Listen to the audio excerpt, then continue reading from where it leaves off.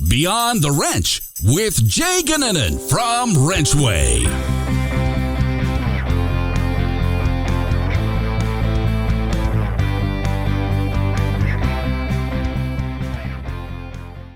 Welcome back to Beyond the Wrench. My name is Jay Goninen, and I am your host. Before we get started, if you've enjoyed listening to Beyond the Wrench, be sure to rate and review this podcast on Spotify, Apple Music, or wherever you listen to your podcasts. We want to thank you all for listening and really appreciate your support.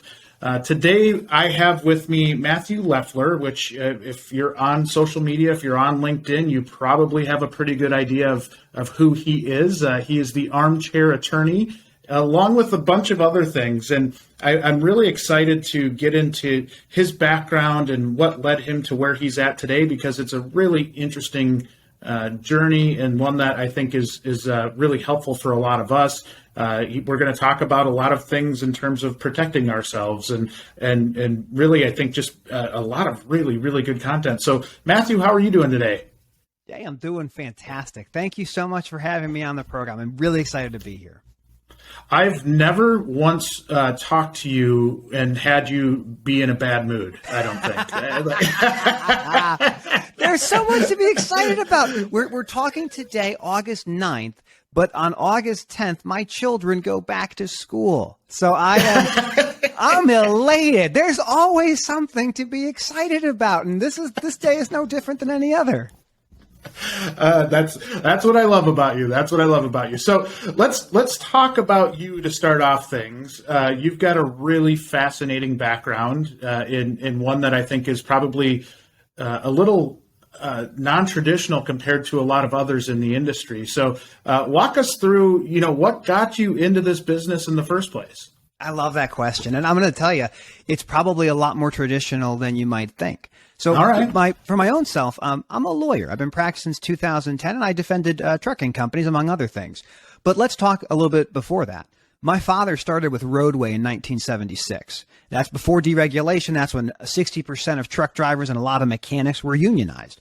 And we saw with the deregulation in 1980, the industry change. So my father was a maintenance guy. He worked nights at the shops at Roadway managing mechanics. Over time, he was promoted and moved around. He was working in Chicago. He was working in Dallas, working in Southern California. And over that 15-year career, he kind of built a good reputation for himself. And then he was poached by a company called Airborne. And for folks who don't know who Airborne is, it's DHL today. And DHL, or Airborne at the time, had a business of outsourcing a lot of maintenance. After deregulation, you were able to say, hey, this is something that I'm going to have someone else do, and I'm going to make sure I can control them, but it's not going to be my ultimate liability when it's all said and done, reducing cost. Well, he did Airborne for a few years, or maybe a year and a half or so, and then had the opportunity to bid on a garage to take over a captive shop.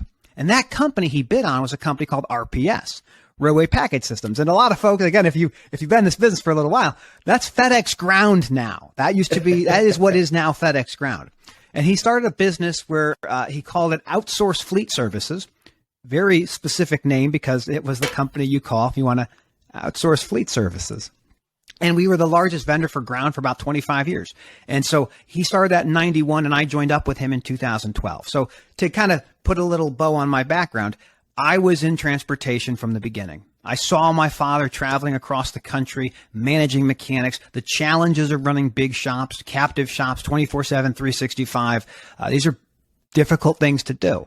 And when I joined him in 2012, we had to diversify the business, get into different types of customers. So I began working with the LTLs, like Old Dominion and Saia, UPS Freight. And then we got into some of the more trucking companies like Seva and Landstar and JB Hunt, Werner, Swift, Knight, all these great trucking companies. So my background has been on the legal side, defending trucking companies. But as time has gone on, I want to help reduce the cost of maintenance and have better experiences for mechanics. And that's kind of how you and I first met, was you have this software platform that I said, that's really cool. I want to know about this. So as I get to my final parts of my career, in 2018, we had about 100 mechanics working for us. We were in 6 different states, and we were sold. We were purchased. We helped negotiate that deal with Dickinson Fleet Services. And Dickinson bought us in 2018, and I stayed on with Dickinson for about a year and a half as a VP of sales. I didn't really enjoy that experience. It was a good experience, but it was a challenge that I wasn't it wasn't my cup of tea. But I had a non-competition agreement, and I wasn't allowed to go back into the thing that I knew. And this is why I hate non-competition agreements. They're very bad for your customers. They're terrible for everybody. And I had to go to the software business. So I spent a couple years in software, and then I went back into the legal practice that I do today, among other projects. So that is, at a high level, that's me. I have 2 children, 9 Michael and 6 Rowan, and I have twins on the way. And we have an eviction date. It is November 19th. That date, they are getting out. They're done. Gotta go. Maybe sooner, we'll find out. Then you turn into a family of 6 overnight. Yeah, we're going to go from man to zone. I'm ready for this. Put me in the game, coach. Well, that's really exciting news. One thing I've always wanted to ask you was what drove you to become a lawyer in the first place? Like, what was it that stuck out to you that wanted you to go down that route? That's a really good question. I did my undergraduate degree in political science. I went to University of Illinois, but before University of Illinois, I spent 1 year at Western Michigan on a track and field scholarship. I was a quarter miler. I love the 400 meters. I was quick, but not the quickest. I was a Bronco, and they cut the program. So I went to University of Illinois and worked at Best Buy and other projects.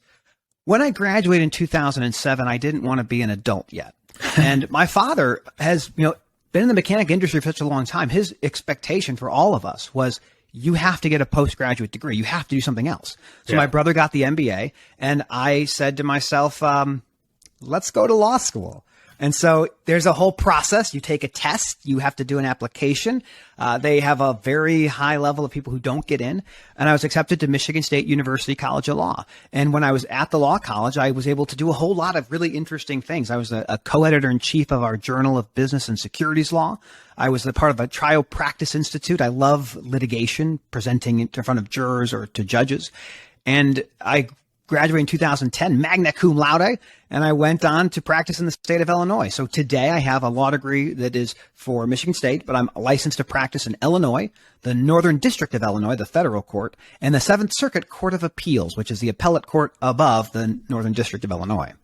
So how do you juggle all this stuff? Because you've got a new opportunity that you're about to tackle as well. I mean, you've got, with the twins on the way, with 2 kids already, I look at you and how you're kind of juggling everything, and just from afar, I'm super impressed, because I think it's a lot. You've got a lot going on.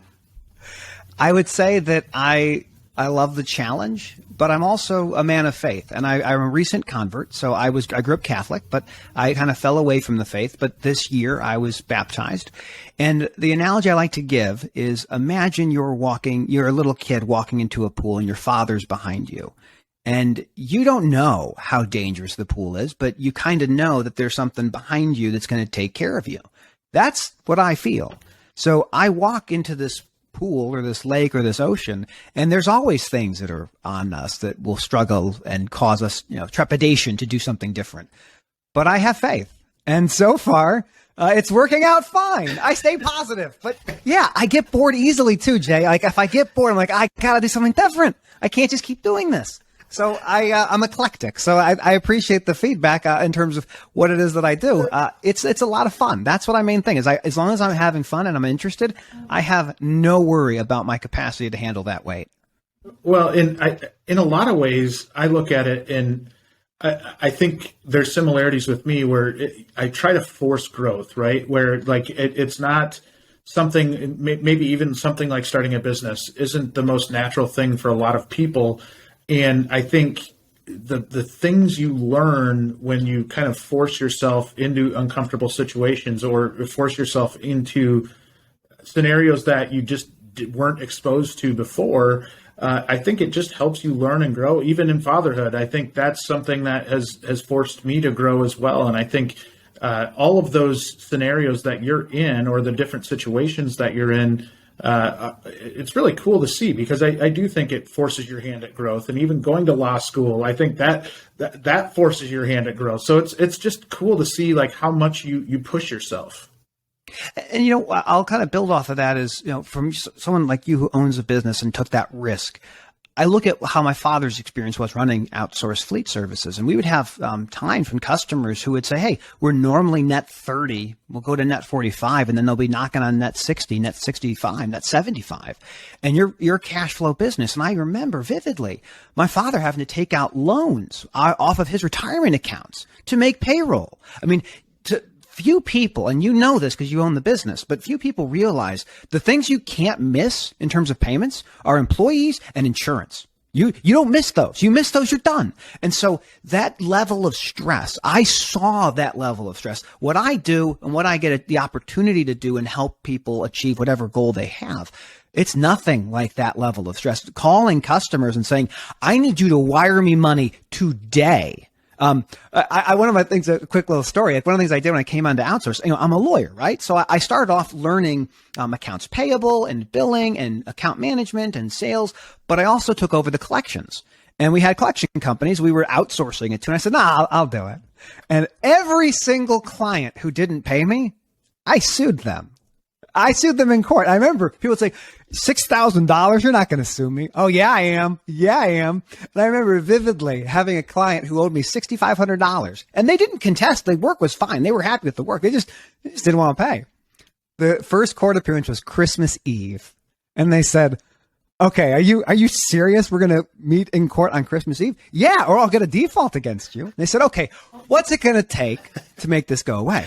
Oh, how about you just pay me the money?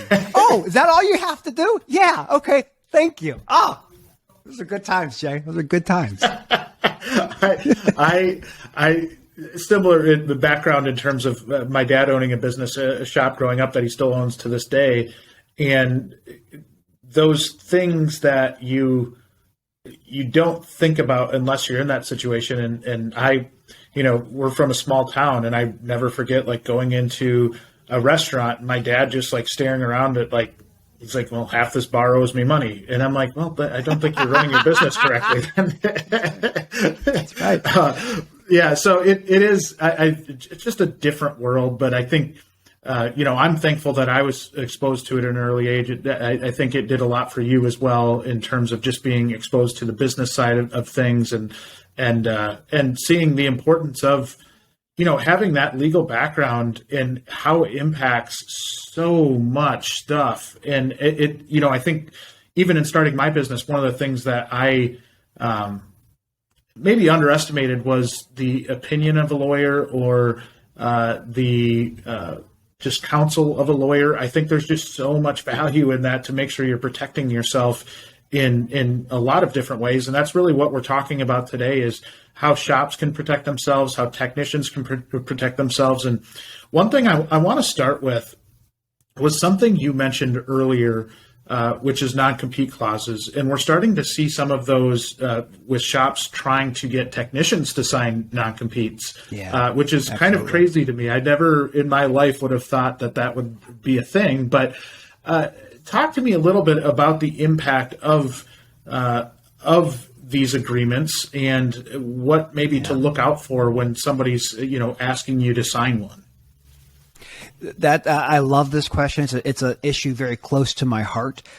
If anyone wants to learn more about non-competes in general, there's a website called endnoncompetes.com. I'm a member of End Non-Competes. I talk about it often. There's over 30 million Americans, probably up to 40 million Americans that have signed some version of a non-competition agreement. They've been used in sandwich shops where they'll say, you can't go make a sandwich within 3 miles of this store. They do it with mechanics. I know. And I know about people that do them for mechanics. And I have quit jobs because we gave mechanics non-competition agreements. They are unenforceable. They are not allowed to do this to a mechanic under any circumstances. Now, let's talk about what they are. Non-competition agreements are a type of contract that's known as a post-employment restrictive covenant. Very long word. It just means post-employment, you don't have a job anymore. We're done. We're not having a relationship. Restrictive. It takes your freedom and says, let's take it away. And covenant, it's a contract. The non-competition agreement has 3 parts to it. One is how long it goes. Is it a year? Is it a month? Is it 2 years? The other factor in a non-competition agreement is the geography. How wide is it? Is it just your city? Is it your county? Is it your state? Is it the nation? Is it the world?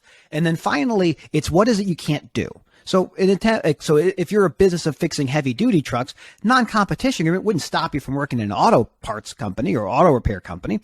But at the end of the day, these are things designed to make it hard to leave. And if you're a business or a shop thinking about this, the only reason your employee may stay is because of this document. You do not want to have this. More than that, you'll probably lose in court. Now, this is the dirty fact of non-competition agreements.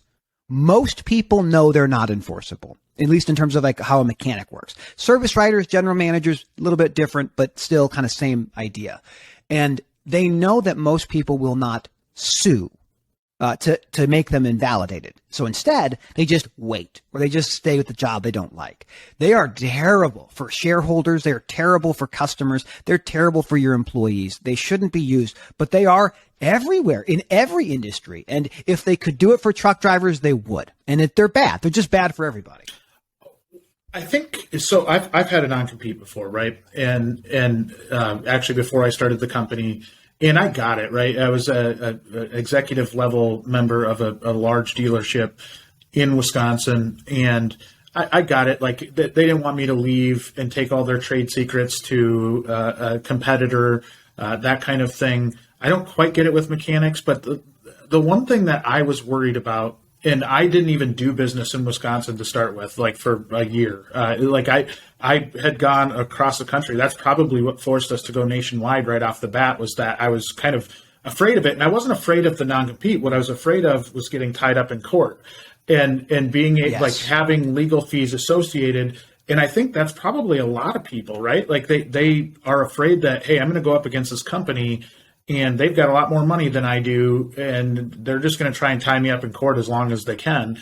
I don't know if that's accurate or if that's even like a real worry. I wasn't actually all that worried about it because I wasn't doing business in this area. But it is something that crossed my mind. And I just being fully transparent, that was one of the things where I was like, oh man, if I do this and they take me to court, they could tie me up and I, wouldn't have a business anymore because they'd use all my assets to fight that. So that's a great point. I'll kind of walk you through how these things work. So we see it a lot more in the enforcement side with people in a more salesy kind of role, like a freight broker or an outside sales rep for a truck repair company or something like that. And first, let me distinguish non-competition from non-solicitation. Non-solicitation is another form of a post-employment restrictive covenant, that special term. And all the non-solicit says is, don't recruit my colleagues, don't recruit my employees, and don't go call on my customers. Don't do that. The non-solicit does not stop your former coworkers from coming to you or your former customers from coming to you. You can't reach out. They can reach in. So non-solicits are a different kind of animal. There's still some challenges in that, but we'll table that one.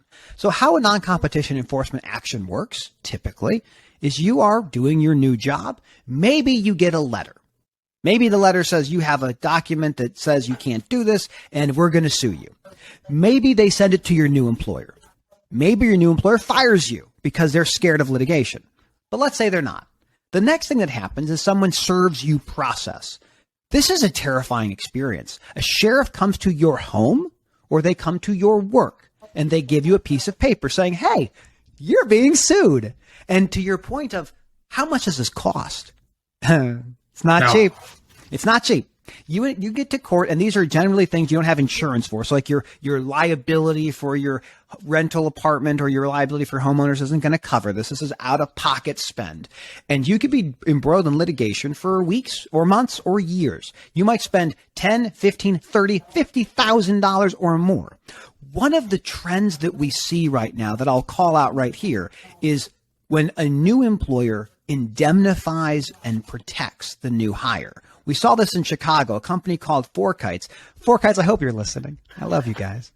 They had two people that quit. One of them had been there for less than 6 months. And they went to another company called Project 44. Project 44, I like you. You're a good company. And they got into a litigation. And Four Kites sued the former employees for leaving. And Project 44 paid the bills, hired the lawyers, and won. That's awesome. And we'll see more of that. But to answer your point, a mechanic will likely never be sued by their former company.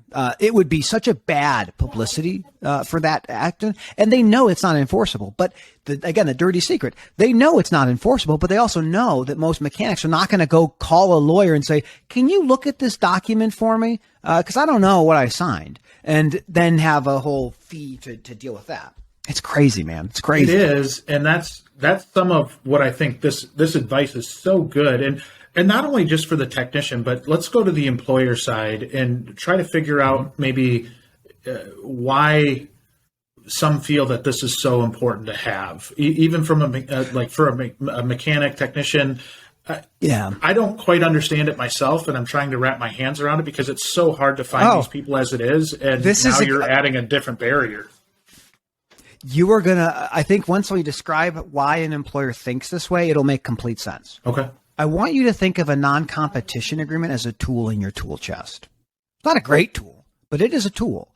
And if you're trying to chase away retention problems, or you want to try to encourage people to stay longer, you are going to look at every single tool that's at your disposal. And a non-competition agreement is a tool that you can use. Now, in some cases, you might pay separately for that non-competition agreement. Say, hey, you did a sign-on bonus. It's going to be $10,000, but you have to either refund that if you leave, and if you leave, you have this non-competition agreement. Keep the money, but you can't go off and do your profession. So as a business owner, you think, what are the different things I can do? And you'll talk to a lawyer, and the lawyer might say, well, here's the contract you can use that says they can't go compete against you. So now you can also compete against your competitors by taking things from the talent pool. So you look at this tool and say, what'll it do? Well, it'll stop my employee from leaving, number one. And number two, they can't go for a competitor, so they can't take my customers. So it looks like a really useful tool. But if every problem you have looks like a nail, then the tool will always be the hammer. And non-competition agreements are vastly overutilized. And I think a lot of firms get bad advice that they should use these things. But if you're in a position where 70% of your mechanics leave every year, you're going to look at everything and say, what can I do? What can I do? Not realizing that, it's not an ethical thing to have. And that same point, Jay, is I might be an employer and make everyone sign non-competition agreements, but I'll never sue them. But half of them won't compete with me because they're too scared. I still get the outcome that I want. So you got to, I always say this with a little grain of salt, but companies are not good or bad. They are amoral. They are outside of ethical considerations. A company exists to maximize shareholder value, minimize costs, and maximize revenue. And you make decisions based on those things. So it's not they're being mean or being awful. It is that they're making what they think is a good business decision. I just think it's a dumb decision because it makes you look like a monster. Yeah, I agree with you, especially when it comes to mechanics. It's not like they're taking any intellectual property, or they're not taking they're probably taking their training, right? Like whatever you train them, like that's the one thing you've got invested into them over and above what their salary is. I just don't get it. And well, that's a good point you make, which is about like, what is a trade secret? So many people seem to conflate price and cost structure with a trade secret. I'm sorry, everybody. It's a commodity. I can find any part through either Find It Parts, through Amazon, through eBay. It's not intellectual property. It's just a thing. And what you charge a customer is the same thing. I would routinely call my competitors and find out what their rates were for door rate or for contract rate. I would drive by their yards and see what equipment was there and see which company is sending work out. Then I would call that company and say, hey, I would love to help you outsource maintenance. And this is the reality, is that people think that their pricing or their way of customer acquisition is secret. No, it's not.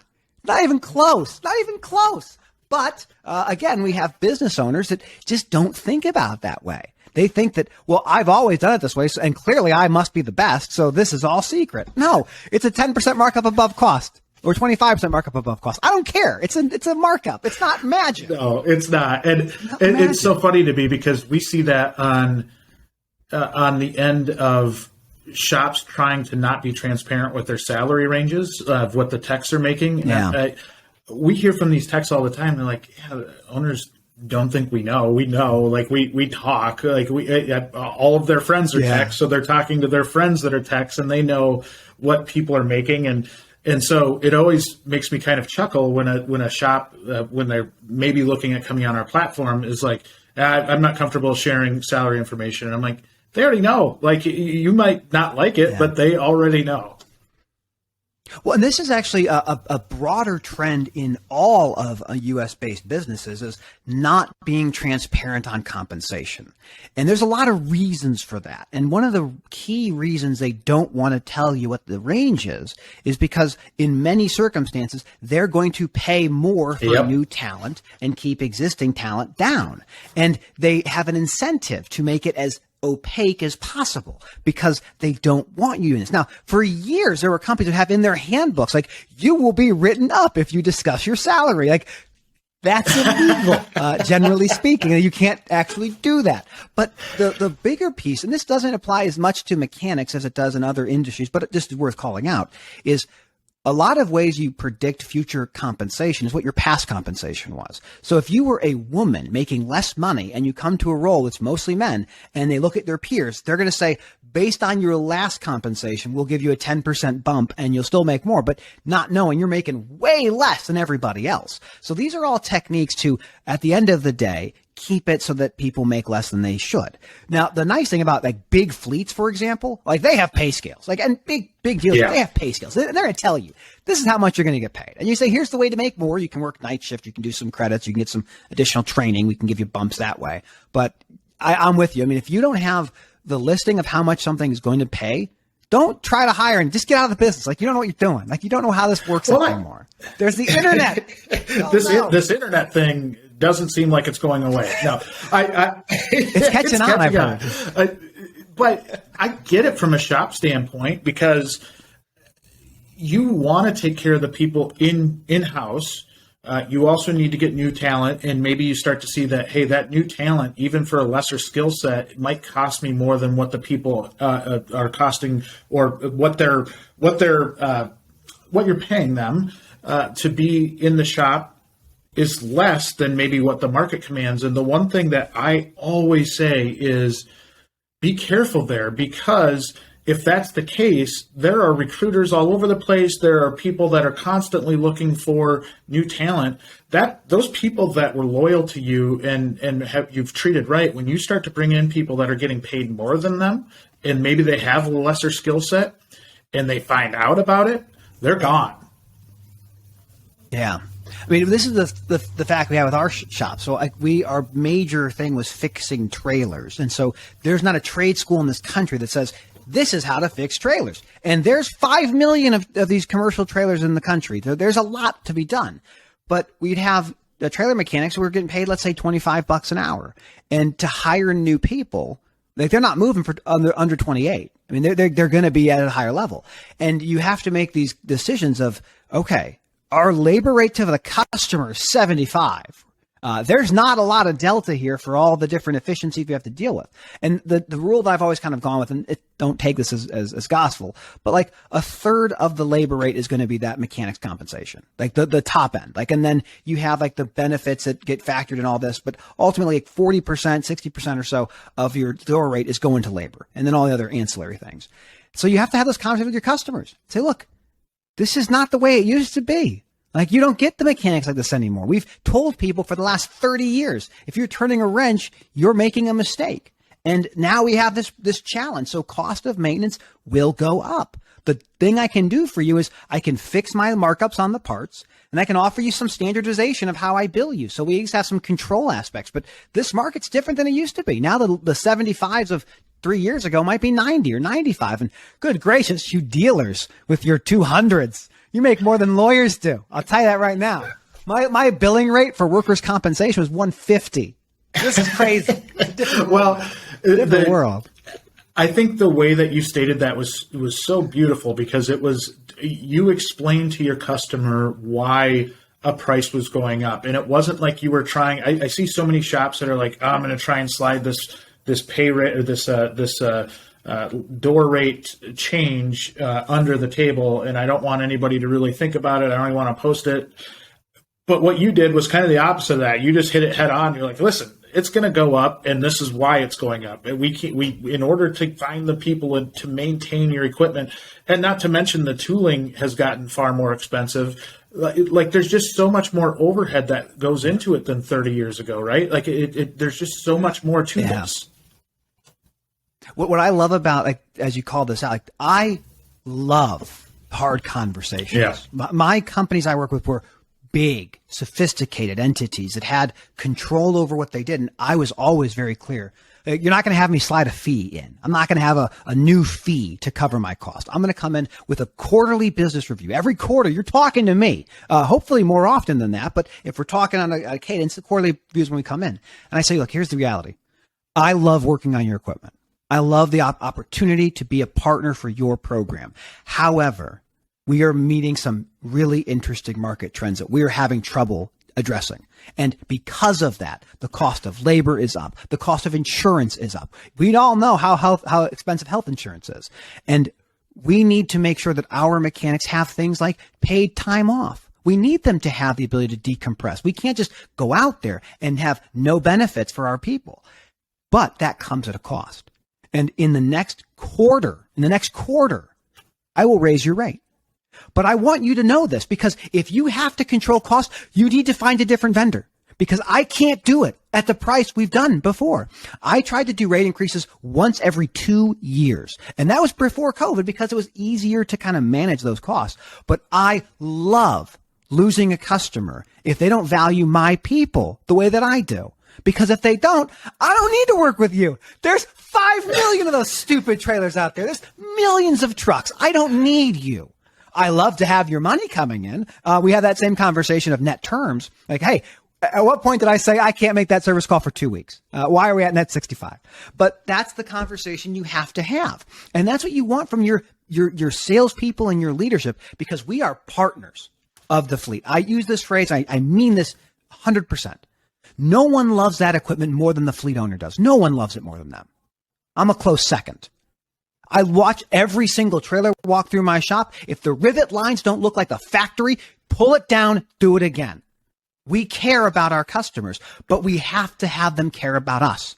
And that's how you have those really hard conversations. And then you get that 5% or whatever number increase you need. I love the fact that you think that way. I think that is so much more, like from a business owner standpoint, or from a even like a vendor standpoint. It's nice to be able to forecast. It's nice to be able to understand like what the needs are going to be from both ends, so that you are on the same page. And when you view it as a true partnership, I think that's when you have the most impact. I've always said that with our business too, is that when you have that true partnership, that's when things take off. If you're fighting against your vendor all the time, or if you're, it's a back and forth, and there's some distrust, I think, that's driven there. And what you're talking about is true partnership. And I think that's where, as a business, people can change their way of going about it a little bit and maybe have more success. Absolutely. I mean, the thing that we all want as shops, I believe, is preventative maintenance. I love doing that broken mud flap. I love doing that regen on your truck. But what I really want to do are those PMs. I want to help you not have unplanned maintenance events. And so every conversation that I start off with when it comes to maintenance is, first, what's your planned maintenance percentage? Like, how often is the stuff that you pay for planned versus unplanned? And I say, this is how I want to get you to a place where you're doing more planned stuff. Because for us shop owners, planned maintenance is margin. Like, that's where the money is. Like, we want to catch that. Yeah, we want to capture that broken light now before it goes and gets loaded and is waiting to get transloaded because it can't go out safely. So all of these conversations around how I can control my costs and how I can help my customer, that labor rate conversation also becomes if we can catch this stuff earlier, we have the ability to keep your costs lower, control your cost. I would love talking with my customers about their cost per mile. And maybe I wasn't the main provider for them. Maybe I was just an ancillary piece. But I care deeply about controlling cost. And if we can get that maintenance coming into our shop, that's the relationship I know this trailer. I know this truck. I know this driver. I know what they want. And that experience becomes what your client thinks about. And that's what you care the most about, is you have that relationship which transcends the labor rate and the vendor and the hiring entity's relationship. You want that. We're partners, man. We're in the same boat. We want your stuff working, because your stuff working means we get paid later. Yeah, we need this. For sure. One of the things we do at WrenchWay is help technicians find great places to work. If you think your shop is a top shop, we want to hear from you. WrenchWay Top Shop pages are like resumes for shops. They share all the details technicians want to know about before they apply, such as compensation ranges for all levels, photos and videos of the service area, videos of technicians and managers, and frequently asked questions on work environment, career development, and hiring process. Attract more technicians to your shop by becoming a WrenchWay Top Shop. Visit wrenchway.com to contact us and learn more. Link is in the show notes. Shops are not the safest places to be. And when I say that, I think most shops have come a long way in terms of driving safety and showing priority to it, and not just doing it because the insurance person comes in once a year and tells you what you're supposed to be doing, but because they want to keep their people safe. And I think that's changed a lot over the last few decades anyways. And I'm curious as to when we dive into the liability side of things, and this is something that kept me up at night when I was running shops, was, I wanted people to go home in the same piece they came, in the same form that they came in the morning. Yeah. And it was one of those things that always terrified me, both from the health standpoint, making sure that they're leaving in the same condition they came in, but also the other side of it and the business side of it, which was, if somebody gets hurt, my mod rate's going to go up, or, there's just so many different things that a shop has to combat. I want to kind of hear your opinion on how a shop should go about handling all of the liability in running a shop. And this is a very broad question, but one that I think we can kind of dive into some different pockets. So does that make sense? Like being able to understand liabilities and really how you go about protecting yourself? So let's give it a kind of a bird's eye view of what workers' compensation does, what an X modifier means, and how that impacts both the mechanics who are working and then the shop owners or shop management who have to see this stuff every day. So in any state, you must carry a form of insurance. It's a mandatory insurance policy called workers' compensation. It's a separate line item of what you have to spend. It's not your general liability policy, though it may be by the same entity that insures both. Workers' compensation is the exclusive remedy in many states of anything that happens when it comes to being injured as an employee from a company. So you can't go to court and say, I got my hand cut off, I need to go to the civil court. No, you start with workers' compensation. Workers' compensation is a massive schema in every single state, and it is designed to process any injuries that take place. When an injury takes place, there's all these reporting requirements you do to both OSHA in some circumstances, but to your carrier, your workers' comp carrier. Every injury will last on your policy. I believe it's 3 years, but I'm not positive. You talk to your broker, they'll tell you, of your X modifier. The X modifier is what makes you have more levels of cost to your insurance. The more injuries you have, the more expensive it is to insure the business. And you'll have sophisticated customers that will say, we want to see your X modifier, because if you say you care about safety, we're going to prove it and you're going to show us. And if you're not, we're not going to work together. So workers' compensation and safety is one of the most important ways to control some aspect of your business.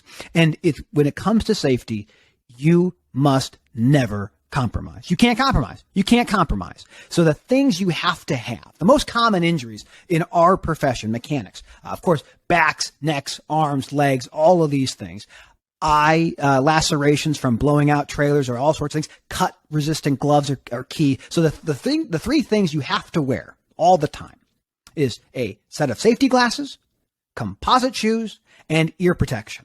And every single time you see someone not doing it, you have to talk with them about it. And they may get really mad at you because they don't want to do it. And they say, I don't care. But if anyone has a shop with mechanics that have been there for 20, 30 years, you know how this works. You know what happens to the body. And so the things like cut-resistant gloves, why are they so important? That is how you make money as a mechanic. If you lose these things, you don't get new ones. Now, in workers' compensation, we know exactly how much everything costs. We have a book that says this injury is that amount of money. That's what workers' compensation does. It says, how much money will I give you for the pain you've endured? We're not going to fix you. We might try to help you recover, but we can't replace things like that. So you get one set of hands, one set of eyes, one set of feet. You lose those things, you are not going to be as capable at your profession. Workman's comp, I feel like, is misunderstood a lot amongst small business owners, even some of the maybe not so much the bigger businesses. I think they typically have an HR staff that has a pretty good idea of what that is. I know when I was in the dealer world, that was one thing we talked about a lot. We looked at mod rate every single month, and even got down to the point to where got down to the point where 1 year hand lacerations were our number one injury. So then we had bought 2 pairs of gloves for every single technician, and then gave parameters around. Yep. This is when you wear the gloves, and we were very much very strict on the safety glass policy. You got called out if you weren't wearing safety glasses or written up. And I think one of the things they did well was from the ownership down, they made it a priority. They respected the rules. They didn't think that they were special when they went in the shop and not wear safety glasses. They took it seriously. That's right. And I think that's so impactful because they need to know why they have to wear safety glasses. We're trying to protect you, and eye injuries are awful. I've been around people that have had eye injuries, and it impacts your entire life. There is nothing you can do about it. And so you talk about that, but then also it's not just saying it, it's walking the walk too. Like if you're going into the shop and you're an owner or you're an executive and you're not wearing safety glasses, but then telling everybody else to wear safety glasses, that's not a good look. I mean, to your point, like our policy was pretty draconian. If you committed a safety violation, you weren't going to be eligible for a bonus. Like, I don't want to mess with your money.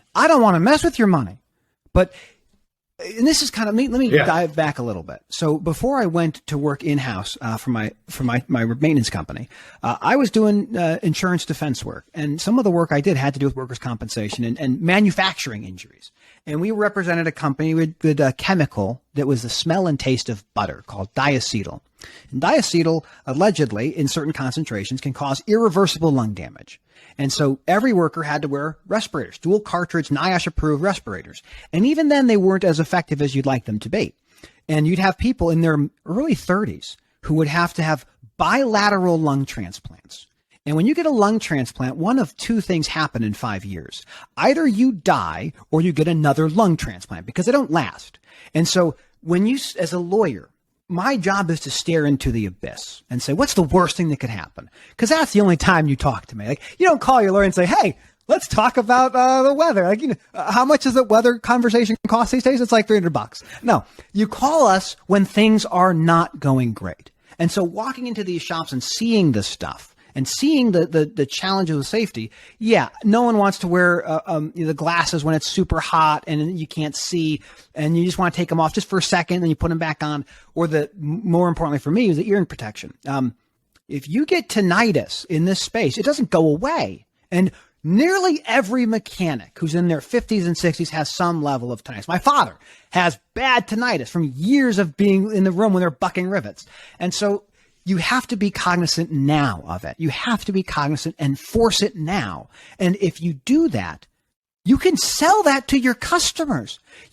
I knew companies that would brag about their X-Mod and say, that's why we're more expensive, because we're safer. And you don't want to have someone who's not safe working on your equipment, but it's a great call out you have, because workers' compensation is this like albatross every business hates to talk about. They hate dealing with people who file claims against them, but it's a very important thing to keep mechanics safe. And it's designed to help when those catastrophic things happen. And they will, because this industry, this business is not easy. It's a brake drum weighs, 75 pounds? Like, it's not easy to do anything. Have you seen fraud in workers' comp? And when I say that, I had battled that with one particular case. It was very interesting because it was a new employee, said that they hit their head on an enclosed trailer on our property. And, the person was there maybe like 3 weeks. And then we started looking backwards and started seeing like he had at one point created basically an alias as a different person and had a GoFundMe page for a completely different, it was a different employer and it's kind of a different scenario, but all kind of along the same lines. And I think he just kept going along and getting paid for different things. And when we started uncovering it, I'm like, oh my gosh, this is a straight up professional fraud. Like he lives this life. And I'm like, I didn't hire the guy. I remember the owner hired the guy on the spot. And like, as soon as I met him, I'm like, something feels off here. And then all of this stuff started happening. And it was like, oh my gosh, this is real.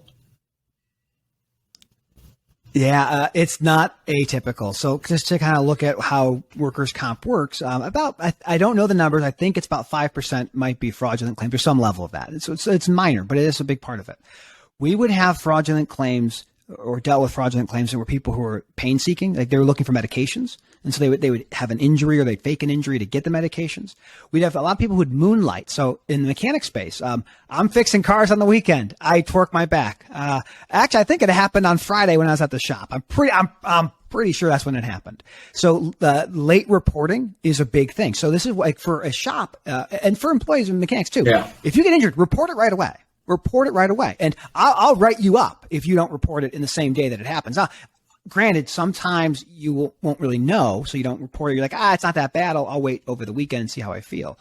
The other part I think is fun is we have social media now. Like our insurer would know because there's a type of person that does these types of fraudulent claims, and they're pulling your socials. If you think they're not on your Facebook page or your Twitter or your TikTok, they are, and we'll take videos of you doing things, saying, "Oh, you're dancing here. That doesn't look like you have an impact on those vertebrae. I don't see that happening."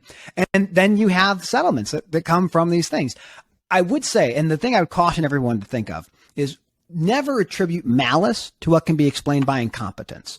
A lot of people in the business will think most comp claims are bogus. Most comp claims aren't real. You should just go to your normal general practitioner, do your thing. Comp, if I'm not mistaken, is like 2/3 your salary without any taxes. That's just what you get to be fully out of work. For companies that want to try to combat this and try to not necessarily combat like paying a bunch out for the comp, but have job banks of things that are limited restrictions of what someone can do. So you can do inventory if you're injured. You can't go turn the wrench on that on that truck, but why don't you come back here and we'll count screws for a couple of days. Or one of the best things I've ever seen is giving them the opportunity to go do community service or go do volunteer work and say, look, I'm going to pay you directly as a W-2. You're not going to be on my comp. I'm going to pay you myself as an employer, paying you as an employee. But I want you to go to a soup kitchen and do work in that space. If your body can handle it, we can still do more. Because as an employer, generally speaking, you would rather have that liability be paid as an earned income as opposed to coming out of your workers' compensation claim, because that claim is what affects your XMOD. And that's the whole point of the XMOD is say, keep the claims low, keep them all safe. But that's a great question, Jay. I love that. Well, I love talking about the way you explain the mod, the XMOD is it almost feels like it's a credit score for injuries, right? Or it's a credit score for safety of a business. Yeah, absolutely. And we have the same thing on the trucking side. There's the FMCSA, and they have these, when you get out of service, you get inspecting of something that's bad. That's on your record for 2 years. Like that's on the driver's record, and that's on the equipment owner's record. So we know that when you when something happens, it doesn't just go away. It lasts for a period of time and has an impact on how you buy insurance and how you're rated. You can even have companies that say, I won't insure you anymore. You're too risky. And then they just kick you off. If you're enjoying Beyond the Wrench, remember to follow and rate our podcast to help support the show. Right now, we'd like to give a shout out to this week's sponsor, Sonic Tools. Sonic Tools' direct distribution model offers affordable prices without sacrificing quality and service. Their goal is to increase the efficiency of every technician with equipment solutions and Sonic phone system that organizes quality tools in ways that award every technician with the opportunity to excel. Visit sonictoolsusa.com to learn more. One of the things I think that is getting more and more concerning to a new age technician is their personal liability. And I want to take some time to just chat about that, because when I say personal liability, say they fix something and they fix a set of brakes and the brakes fail, you're on the trucking side, maybe that creates an accident with a family, and it just, it's a bad situation. How do technicians, mechanics, how do they understand what their liability is when they're going into work every day? So the thing to keep in mind is you are going to be covered by your employer's general liability policy. So how that works is whatever thing you do as an individual, it's actually your business that did it. That's who's actually responsible. And so what will happen in a catastrophic, let's say it's a wheel runoff, and it goes off the highway, crosses the median, hits some poor hypothetical person's vehicle, and it has a catastrophic accident. You're suing the company who did it, who did the repair and maintenance. You as an individual may be deposed. They may come in and say, we're going to talk to you specifically. They may even name you individually, but it's your employer's general liability that will cover as much of the damages as possible. Now, is there a possibility for you to be personally liable for something? Very, very unlikely, unless you did it intentionally or you were grossly negligent. And think of grossly negligent as, I just drank a fifth of whiskey and I'm going to do a brake job. Like, yeah, don't do that. Just go home. Just don't come in. We're fine. Stay home. That's the main thing to look at, is it's a general liability policy of the company. Now, we've had wheel runoffs at my organization, and that's an automatic termination. Like, you're not going to be held responsible. You're not going to be sued, but you're going to lose your job. So we always encourage everyone that those standard times that we talk about for repairing something, that includes picking up, cleaning, and inspecting it when you're done. Like, it's not like do it really fast and get to the next one. It's a process. But that's the way I would look at that potential liability for an individual mechanic. What about the states where marijuana is legal? I know I've talked with some shops where that's becoming more and more of a concern. If you look at Colorado, I know I've talked to a lot of folks in the Denver area that own shops. I'm interested to hear, in that scenario where you've got a wheel runoff and the individual had smoked marijuana that morning.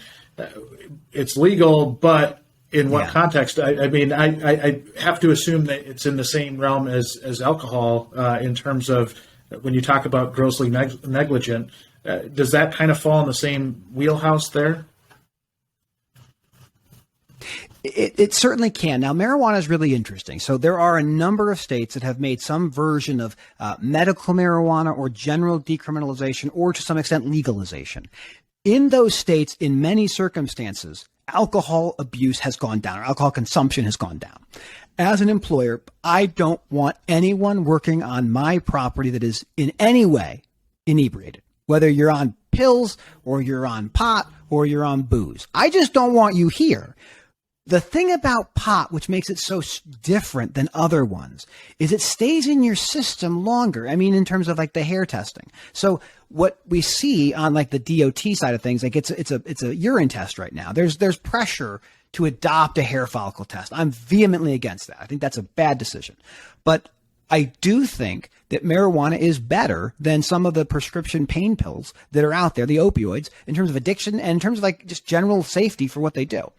Now, that being said, don't smoke pot and come to work. But if you're going to be on the weekend, I couldn't care less. I just don't want you coming in and being unsafe. So if there's an accident, that's a good point we didn't really talk about, is what happens next. Well, generally, after something like this happens, that employee is going down to the clinic. They're going right now. And if they can't drive, manager's driving them. You are going to the clinic. And that's for any injury or any event. You just have to know this at the time that you can. And typically it's going to be a urine test. They're not going to typically draw blood. They're not typically going to do hair follicle testing. You could request that, obviously.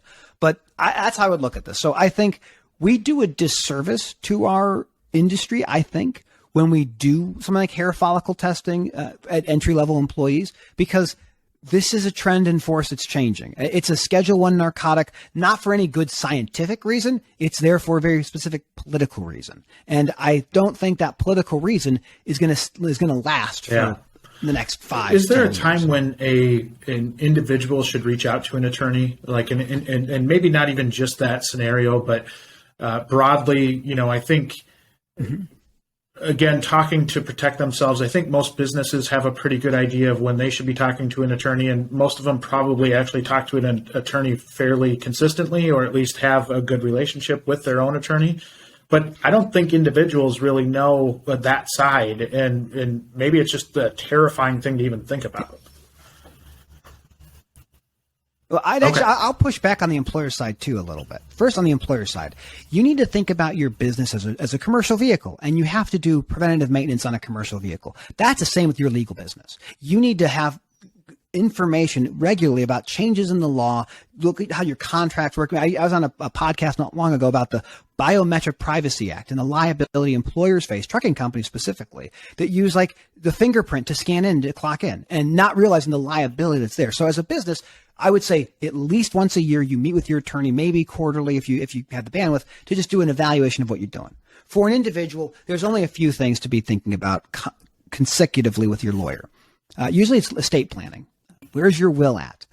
Do that thing that you said you were going to do. You need to prepare yourself for those things. In any, as you become older and you have more problems, like we all do, you want to have a good relationship with a lawyer, a CPA, and a doctor. And there's like your 3 people that will tell you, how to run your life. But the estate planning thing is really important. I think anytime you have real estate transactions, some states mandate having a lawyer, some states don't. So those are times when lawyers are useful. And then any time that you're being asked to sign something that you don't understand. And this is hard because it might be expensive to get someone to look at a contract. But I'm telling you, man, if you sign those non-competition agreements, they may be enforceable against you. You don't know. And that's why it's important to get a lawyer to come in from time to time and take a look at what you're up to. But those are probably the most important things. If you get injured, call I think the one that I was really pointing to there was the non-compete agreements and making sure that you have your ducks in a row there and know what you're signing. I think that's the biggest point is I think I've got a lot of friends that are attorneys, and when I talk to them about this type of thing, that's like they hand me the paper and they said, "This is what it says. You can sign it if you want. You don't you don't sign it if you don't." Like, I'm just telling you what it says. Oh, and here's the advice I give to everybody. And this, again, not intended as legal advice. Get an attorney to get legal advice. Don't sign it. I negotiated every single one of those away. I was on teams where some people signed them and some people didn't. And most HR groups are going to be like, oh, they don't want to sign it? Fine. Whatever. I don't care. Like, that's just a hiring thing. They don't know why they do it. They've been doing it for 5 years. They're thinking about getting rid of it, but negotiate it. Negotiate everything. Like you negotiate tool stipends or tool insurance or continued training or time off or labor rate or what you're going to be paid, all that stuff. Negotiate these contracts. You can say, I'll sign your non-competition, but I want 20 grand. And maybe they'll say, sure. Maybe they say no. But I would always say, don't sign them. Get yourself time to review. So if they say, sign it today, you say, I need at least a week to review this. And just buy yourself time, look at it carefully. And then the 3 things you look at: how long, for how wide, and then for what is it that I can't do? Those 3 things are the things you negotiate. Every one of them. It says 2 years. How about 2 months? It says the entire state. How about 5 miles from the shop? It says it's for all mechanical repair maintenance. How about just for this specific OEM? I don't know. This is a really vague question, but give us some advice, and maybe more of a not even a question, but advice on negotiating in general. For anybody out there, from a lawyer, what are some good tips for negotiation? Yes. All right. Every single thing is a negotiation. Every conversation you have with anybody under any circumstance is some type of negotiation. And every single thing you have is a different tool. What you have to, I love this. This is a great question. There is this zone that you think about. And on the zone, one side is you and one side is the other person. And there's a thing that you guys will both agree to in that zone. And there's things that are table stakes for you. Know what those things are that you are not negotiating away. Those are things that you have to have. And then there's the things that you can give away. And the whole point of negotiation is to identify as quickly as you can what things you can move with and what things you can back away from, or things you have to keep. So when you're negotiating with somebody, you always want to be as polite as possible. Like, look, I want to get this deal done. I can't wait to work with you, but I'm looking at this contract and it says I only get 2 weeks off. Like, I think that we could probably get pretty close if we could get this to, let's say 3 weeks. Get 3 weeks, I think we have a deal. And they say, well, okay, we'll go back to my team. It's like doing a car sale. It's selling anything. It's just sales. And you need to be the advocate for yourself. Most people would hire a lawyer like me and say, go get me the best deal possible. I don't want to get you the best deal possible. I want you to have a fair deal where both people feel, I feel good about this deal. And so what you want to push for when you're doing negotiations, let's say for a new job, it's that start date, it's that time off, it is that compensation. And those are the things that you probably care the most about. And the other things like that non-competition, non-solicit, you push those things away. And always understand that when there's an offer, there's a counteroffer. When you counter offer, you are rejecting the offer entirely. You are saying, I am walking away. Every deal you do, you must be prepared to say, I'm walking away. Don't compromise. Don't compromise. Were you always comfortable in those types of conversations? I mean, from when you were a kid going through law school, or was it something that maybe law school helped you out with a little bit? Like, give me an idea, because I know there's a lot of people. Yeah. I was bad at advocating for myself. So like, this is a little bit more history on myself, but I had a speech impediment. I had a stutter.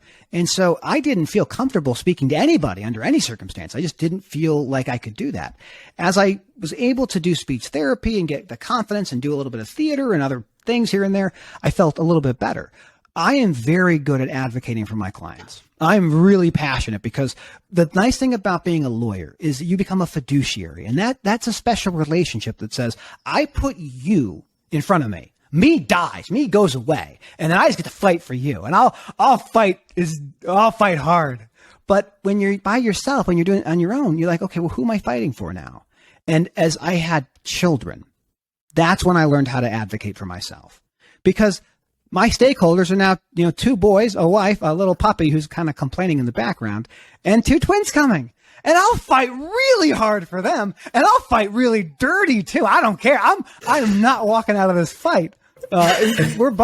Someone's not walking out of this.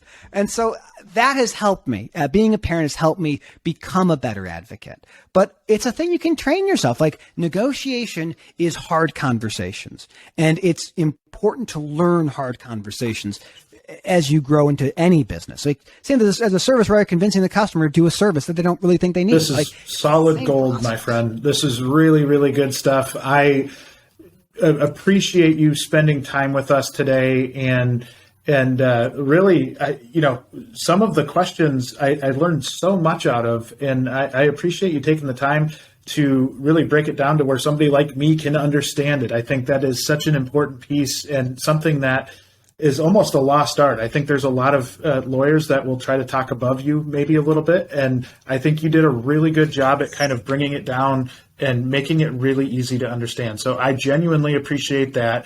I appreciate everything that you're doing in the industry. You're just an incredible guy.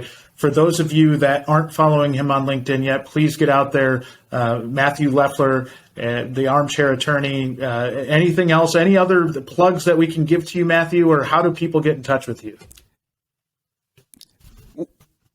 Here's what I'll tell everyone right now. You can find me on Twitter, Armchair Addy, ATTY. ATTY is the abbreviation for attorney. I'm on LinkedIn. Of course, I have a YouTube channel. Two things I want to talk about. One is, it's incredibly important to learn how to explain complicated things. And that's the passion that I have. Like, when I talk to a client about a legal issue, or I talk to a client about a mechanical issue, I need them to understand it. So my own practice is to help my client understand, what does this clause mean? What does indemnification do? Because if you don't understand it, I'm not doing my job. I'm not here to hide this mystery.